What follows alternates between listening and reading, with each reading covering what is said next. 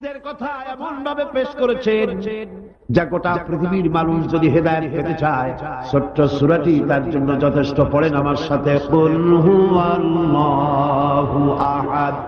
পড়েন সবাই, কুল হুয়াল্লাহু আহাদ আল্লাহুস সামাদ লাম ইয়ালিদ ওয়া লাম ইউলাদ ওয়া লাম ইয়াকুল লাহু কুফুয়ান আহাদ।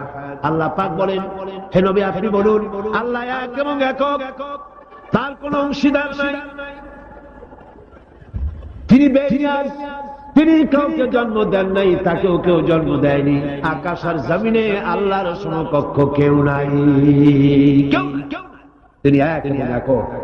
তার একত্ববাদের দাওয়াত দেওয়ার জন্য অসংখ্য পয়গম্বর আল্লাহ পাক এই দুনিয়ায় পাঠিয়েছেন, আর সমস্ত পয়গম্বর দাওয়াত দিয়েছেন কি লা ইলাহা ইল্লাল্লাহু মুহাম্মাদুর রাসূলুল্লাহ।